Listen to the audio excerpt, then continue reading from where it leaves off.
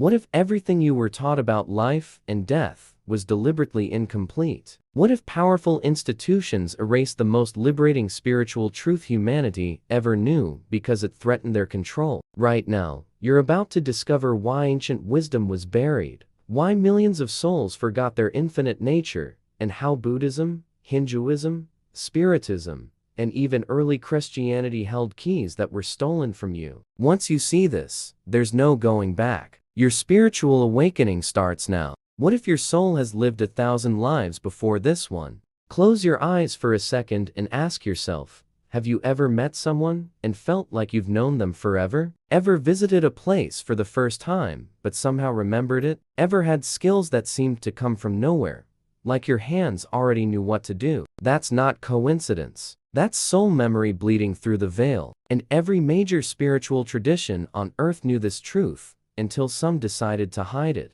Let's start with Hinduism, the oldest living religion on the planet. For over 4,000 years, Hindu sages have taught Samsara, the wheel of birth, death, and rebirth. Your soul, called Atman, is eternal. It travels through countless bodies, countless lifetimes, gathering experiences, burning karma, evolving toward ultimate liberation called moksha. This isn't mythology. This is their lived reality, tested through millennia of meditation, scripture, and spiritual practice. Buddhism took this foundation and transformed it. The Buddha didn't just accept reincarnation, he made it central to understanding suffering itself. But here's where it gets radical.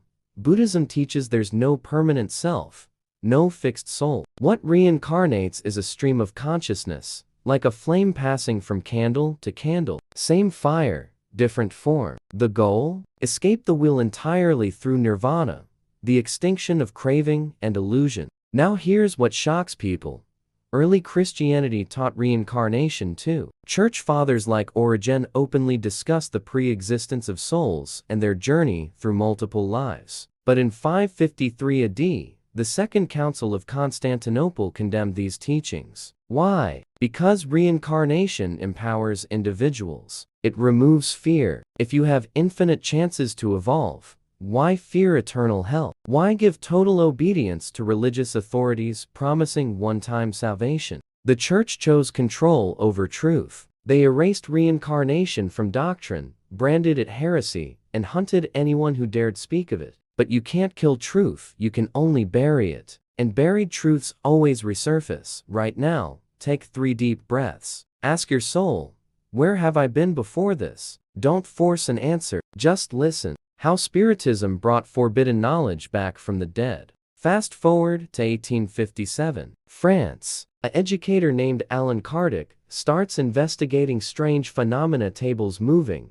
spirits communicating through mediums, messages coming from beyond death. He's skeptical at first, scientific, methodical. But after years of research across multiple countries, documenting thousands of consistent testimonies, he publishes The Spirits Book, and it detonates like a spiritual bomb across Europe and the Americas. The spirits delivered one unified message: reincarnation is real, it's just, and it's necessary for soul evolution. Every lifetime is a classroom. Every challenge is curriculum. No one is condemned forever. No one is lost eternally. There's always another chance, another bide, another opportunity to get it right. This wasn't Eastern mysticism, this was Western science meeting ancient wisdom, and millions of people recognized truth when they heard it. Spiritism exploded because it answered what Christianity couldn't.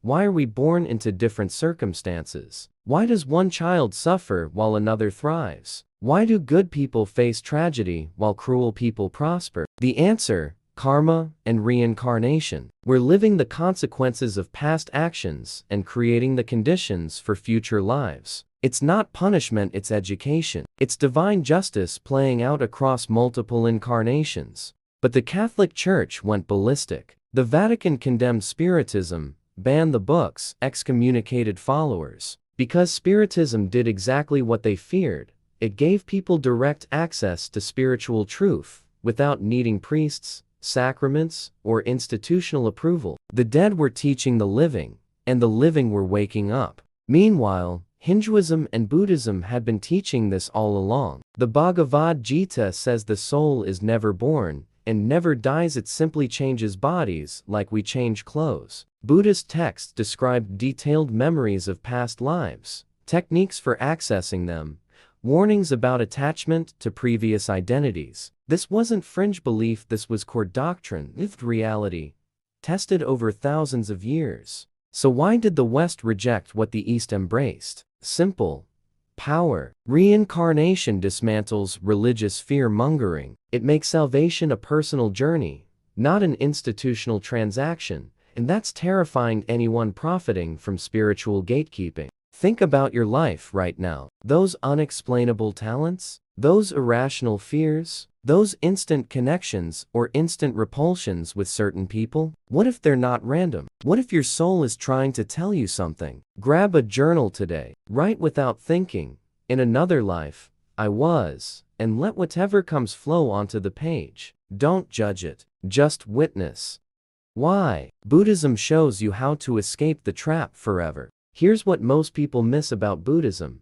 It doesn't celebrate reincarnation, it teaches you how to escape it. The Buddha saw samsara not as a gift, but as a prison. Yes, you get infinite lives, but you also get infinite suffering. Birth is suffering, aging is suffering, sickness is suffering, death is suffering, and then you do it all over again. Trapped by karma, driven by desire, blind to your true nature. But Buddhism offers the exit door, the Noble Eightfold Path. Right understanding, right intention, speech, right action, livelihood, right effort, right mindfulness, right concentration. Follow this path and you extinguish the three fires: greed, hatred, and delusion. When those fires die, you stop creating karma. When you stop creating karma, you stop being reborn. That's nirvana, not heaven, but freedom from the wheel itself. Hinduism has a similar concept called moksha, but with a different flavor. Where Buddhism emphasizes the illusion of self, Hinduism teaches that your individual soul Atman is actually identical to universal consciousness Brahman. You're not trying to extinguish yourself, you're trying to remember what you really are. The cosmic game of hide and seek ends when you recognize you were never separate from the divine. Now compare this to Christianity's official position: one life, one death, one judgment, eternal heaven or eternal hell. No second chances, no evolution, just a cosmic coin flip based on a few decades of existence. Does that sound like infinite love and justice to you? Or does it sound like a control mechanism designed to keep people obedient through terror? Early Christians didn't think so either. That's why reincarnation teachings persisted in Gnostic communities, in mystical sects, in esoteric Christianity for centuries after the official ban. The mystics knew, the saints knew, but speaking this truth openly meant persecution, torture, death. Yet today, researchers like Dr. Ian Stevenson at the University of Virginia documented over 3,000 cases of children with verified past life memories. Names, dates, locations they couldn't possibly know, birthmarks matching fatal wounds from previous deaths. How do you explain that without reincarnation?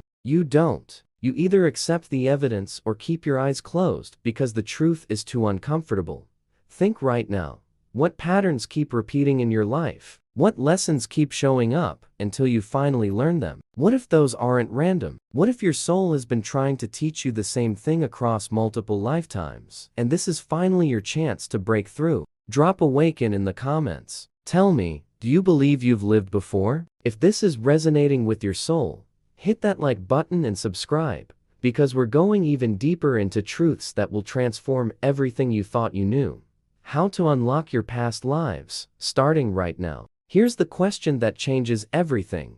What if you could remember who you were before? Not just vague feelings, but actual memories, actual experiences, actual names and faces from lives you've lived? The technology exists. The techniques are ancient, and thousands of people are doing it right now through past life regression therapy, deep meditation, and hypnotic trance states. Spiritism pioneered this in the West. Allan Kardec documented cases of people spontaneously remembering previous incarnations during mediumistic sessions. They'd speak languages they never learned, describe places they'd never visited, reveal knowledge they couldn't possibly have. And it wasn't entertainment, it was healing. Because when you understand why you're afraid of fire, why you panic in water, why you freeze around certain people, you can finally release trauma that's been haunting you for lifetimes. Buddhism developed systematic practices for this millennia ago. Tibetan monks train in dream yoga and bardo states to maintain consciousness through death and rebirth. They don't just believe in reincarnation, they practice it consciously. The Dalai Lama himself is recognized as the 14th incarnation of the same enlightened being, deliberately choosing to return again and again to help humanity. Hinduism teaches that through deep meditation on the third eye, through mantra recitation, through intense spiritual practice, the veils between lives thin. You start seeing flashes of battlefield, a temple, face you loved centuries ago. These aren't fantasies. They're memories rising from the depths of your eternal soul. But Christianity shut this door. They told you there's nothing before this life, nothing you can access, nothing you need to know. Just obey, believe, and hope you make it to heaven. But what if heaven isn't up there? What if it's a state of consciousness you achieve by remembering who you really are, an infinite being having a temporary human experience? The revolution is already happening. Millions worldwide are waking up to their multidimensional nature. Past life therapy is mainstream now. Reincarnation research is published in academic journals. The old gatekeepers are losing their grip because truth doesn't need permission to be true. So here's your practice. Tonight, before sleep, lie down in silence. Breathe deeply. Ask your higher self, show me what I need to know from my past. Don't expect Hollywood movies. It might come as a feeling, a knowing. Trust it. Write reborn in the comments and tell me, which past life do you feel calling to you? Smash that like if this video cracks something open in your consciousness. Subscribe so you don't miss what's coming next, because we're just getting started on this journey. And share this with someone who needs to remember their eternal right now.